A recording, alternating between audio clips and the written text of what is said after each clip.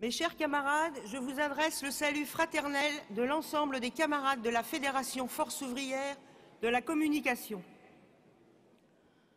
Au nom des syndicats dont je porte les mandats, je voterai pour les rapports d'activité et financiers. Loin de l'administration des PTT, leur origine commune, La Poste et Orange sont aujourd'hui deux groupes constitués chacun de ce que l'on qualifie de maison mère avec des activités historiques et parallèlement d'un patchwork de filiales et de sous-filiales. La branche télécom est le troisième secteur de la fédération. Alors que les exigences des actionnaires d'Orange sont toujours plus fortes, Efocom dénonce une recherche de profit à court terme qui, depuis la privatisation de France Télécom, se traduit par la perte des compétences et de la maîtrise technique et laisse peu de place aux investissements pourtant ô combien nécessaires à la recherche et à l'innovation. Cette course au low cost, dont les suppressions massives d'emplois sont la première conséquence, met les salariés dans des situations qui, pour beaucoup d'entre eux, ressemblent aujourd'hui à celles des années Lombard. C'est d'ailleurs ce qui ressort des témoignages des salariés présents au procès en appel qui se déroule en ce moment même. En plus des trois opérateurs bien connus que sont Free, Bouygues et SFR, la branche télécom est constituée d'un nombre incalculable de petites, voire très petites sociétés au sein desquelles la concurrence fait rage. Chez elle aussi, tout comme à Orange, c'est la course au low cost qui règne en maître. Cela s'explique notamment par la dérégulation des télécoms qui, avec l'arrivée en 2009 d'un quatrième opérateur, avait pour but de satisfaire des consommateurs avides de prix toujours plus bas. Quant à la Poste, elle est aujourd'hui fragilisée par des activités en régression, un éclatement de ses métiers en différentes branches autonomes et son statut de société anonyme qui l'oblige à répondre aux exigences de l'État et de la Caisse des dépôts et consignations qui, bien que publics, n'en sont pas moins ses deux actionnaires. Pour Efocom, la Poste doit, afin d'assurer sa pérennité économique, rechercher de nouvelles activités et assurer ses missions de service public. Cela ne peut se faire sans prendre en compte la dimension humaine dans l'ensemble de ses métiers.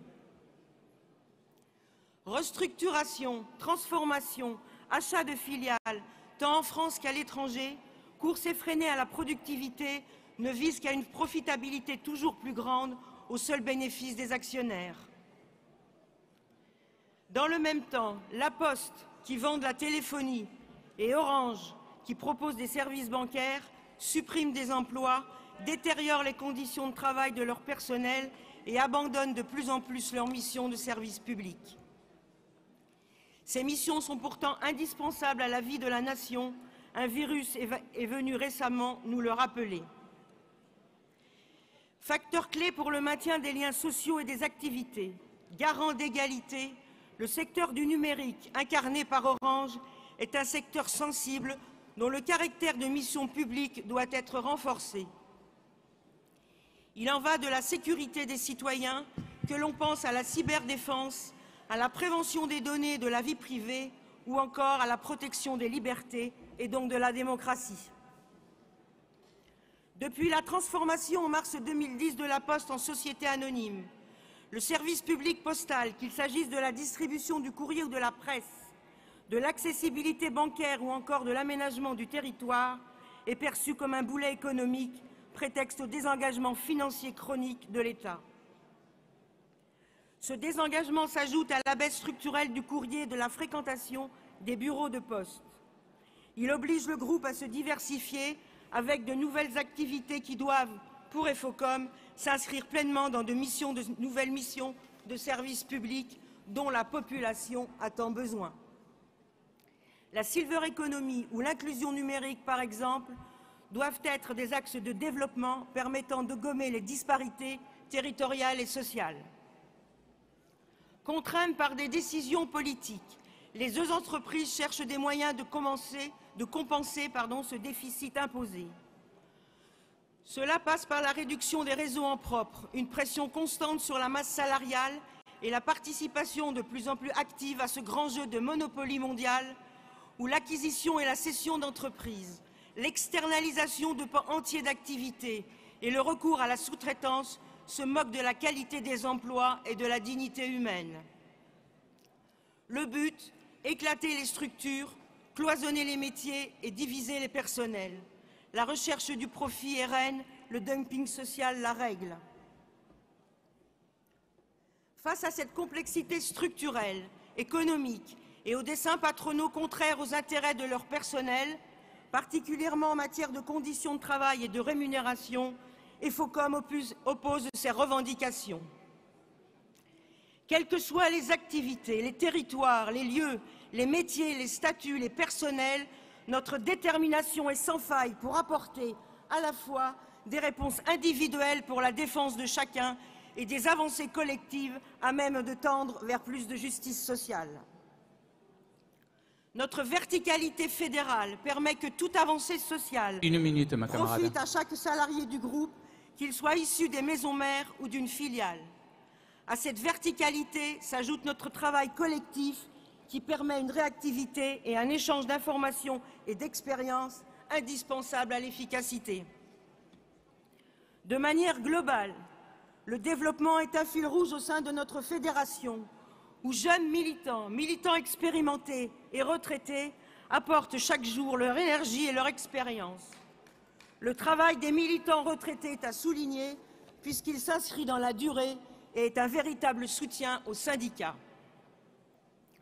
Collectif, présence sur le terrain, communication sont les piliers de nos actions. Je peux conclure, ma camarade, s'il te plaît. C'est la méthode utilisée par nos camarades de chez Free qui viennent de gagner leur représentativité. Ils vous en ont parlé hier. Et quelle représentativité, avec un résultat de 58%. C'est aussi la méthode utilisée par nos camarades de la filiale de DPD qui confirment leur première place en améliorant leur représentativité avec un score de 40%, très loin devant la CFDT. Ma camarade, s'il te plaît. C'est enfin la méthode qui sera utilisée lors de nos prochaines élections à Chronopost, d'Ocapost, Orange et d'autres, et bien sûr à la Poste, avec la mise en place du CSE. Avec cette méthode, mes camarades, nos revendications prennent aujourd'hui en compte toute la dimension des évolutions du monde du travail, l'extension du télétravail, par exemple, ou encore le rapport des salariés au travail. Ainsi, tous les militants à EFOCOM sont en pleine conscience qu'il faut chaque jour inventer le syndicalisme de demain, donc se remettre en question tout en gardant nos valeurs et ce, au sein et avec une confédération ambitieuse et unie. C'est ce qui rétablira le rapport de force. Il en va de nos victoires, mes camarades, mais aussi de notre avenir. Vive la Fédération EFOCOM, vive la Confédération Générale du Travail, Force ouvrière. Merci. Merci, ma camarade. Juste si certains